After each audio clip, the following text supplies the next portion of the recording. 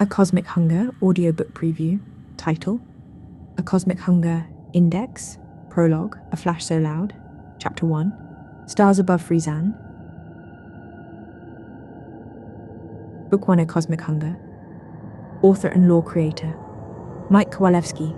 Ghostwriter, editor, formatter: SuperGrok AI.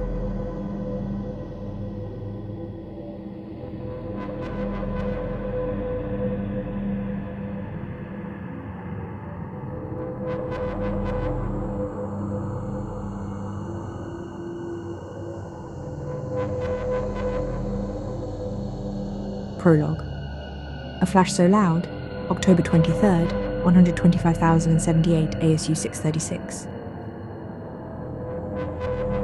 East coast of North America, Earth. The recall order cut through the chaos while I was still running toward the front line. Colonel Nóvan, priority override. Report immediately to Sub-Level 12, Section 9. You've been selected for the hypercore insertion team. I skidded to a halt in the mud and blood of the trench. 35 million of us remained. What was left of humanity crammed into a 700-kilometre bunker trench system on a world that no longer had an atmosphere. We fought in rotating shifts just to spare the combat suits. The spore clouds above were so thick the sky had been black for weeks. No stars. No sun. Just the endless rumble of war. I keyed my comm. Command. Confirm. You're pulling me off the line. A pause. Then the voice came back, quieter this time. Operation Unstoppable Omega is activated, Colonel. Hypercore manual overload. We're going to deny them the planet.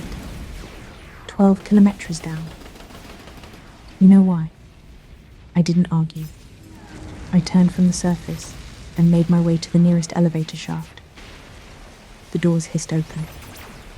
I stepped inside alone. The car began its long, slow descent into the earth. 12 kilometers. As the elevator plunged downward, the weight of 400 years pressed down on me, heavier than any armor. We had once been 3 mighty empires. The Protectorate, the Directorate, and even the Dominion, our bitter enemies for millennia. Now here we were, former rivals standing shoulder to shoulder in the mud, throwing everything we had left against an enemy that did not care about borders or ideology. An enemy that simply consumed 50 trillion souls, 14 trillion active military personnel, nearly 1 million worlds across the Orion Spar, all gone in 400 years. The elevator slowed. The doors opened with a heavy metallic groan. I stepped out into the dimly lit tunnel network 12 kilometers beneath the ball fields. 500 other warriors were already waiting, faces grim behind their visors. We all knew this mission had only one ending. Above us, the antimatter shield finally collapsed. The radio in my helmet crackled with static as the capital ship Kashina, once a mighty symbol of the Protectorate's power, scraped dangerously low through the atmosphere. A vessel the size of Manhattan, it cast a vast shadow over the battlefield while releasing swarms of aerial combat drones. Tendrils of locust swarms chased it from orbit as its cannons blazed in a final, desperate barrage over the front line before it slammed into what remained of the Atlantic Ocean near the continent of Europe. The rumble shook the tunnel walls like an earthquake. We moved. The tunnels became hell. I fought through the chaos with the others.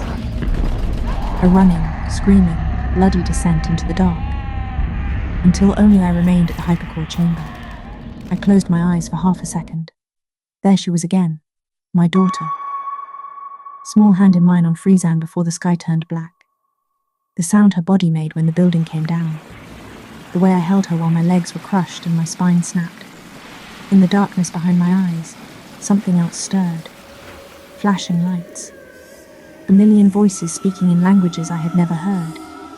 Thoughts not my own brushing against my mind like distant thunder. A single question asked years ago still echoed. Have you decided? I opened my eyes to the horror in front of me. On the far side of the failing shield, thousands of locust forms were burning at an incredible rate, their bodies sizzling and melting as they hurled themselves against the bubble in an endless screaming tide. The air itself seemed to scream with them. I looked into the face of hell one last time, gripped the manual overload switch and pulled it with a scream that had been building inside me for decades. For one brief, perfect moment there was silence. Then the world began to come apart. My name was Colonel Alissa Aislá Nóvan of the Protectorate Special Augmented Marine Corps. This is how the last chapter of humanity ended, and how the next one will one day begin. Chapter 1. Stars above Frizan. Wolf 5437, Frizan. 125,027 ASU. The evening air on the balcony was warm and carried the faint scent of night-blooming jasmine. Zaida sat curled against my side, her small head resting on my shoulder as we watched the sky. She was only 10, but already far too curious for her own good. "Mom," she asked softly, "what does Dad do when he's gone for so long?" I smiled and brushed a strand of hair from her face. I was 24 years old, still new to the weight of uniform, but already carrying the quiet ache of long separations. "He's a ship captain, sweetheart. One of the best in the Protectorate fleet. He commands the Vanguard's light. When he's out there, he's helping keep the supply lines open between the colonies, making sure everyone has what they need." Zaida frowned, thinking hard. "And the Protectorate, that's us, right?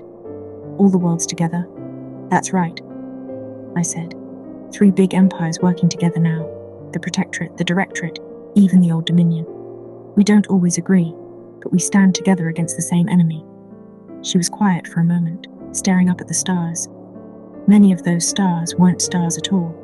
They were the running lights of massive orbital destroyers and patrol ships, their hulls gleaming faintly against the black. One sleek ship in particular caught her eye as it lifted off from the planetary shipyard.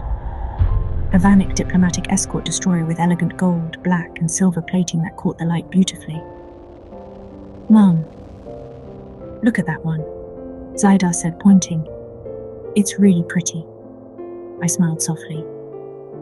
"Those are friends of humans, sweetheart. The Vanek make very pretty things. Their buildings and architecture are some of the most beautiful in the galaxy." Zaida's face lit up. "I really like that." She was quiet again for a moment, then asked, voice small, "Mom, what's your job when you have to leave?" I felt my chest tighten. I knew the answer she wanted. I also knew the truth. "I help people move to new homes," I said gently, squeezing her a little tighter. "Sometimes families on independent worlds need to relocate. I make sure they get there safely." Zaida nodded, accepting the simple answer the way only a child can. She didn't need to know that my first assignment was to help facilitate the evacuation of an independent world if the worst happened. She didn't need to know that the newsfeed I had quietly shut off minutes earlier had been flashing warnings about a possible locust swarm approaching our own home system. I looked up again. In the distance, several large warships were already breaking orbit, engines flaring as they accelerated toward the incoming threat. Beams of energy lanced upward from the surface, activating the city-wide antimatter shields. A soft blue glow washed over the buildings, turning the night almost peaceful. "Will you leave again when Dad comes home?" she asked. I swallowed the truth and gave her the only answer I could. "I'll always come back to you," I said, "no matter what. And look up there. See those stars? No matter what happens, those stars are going to protect you. Always." Zaida smiled, believing me completely.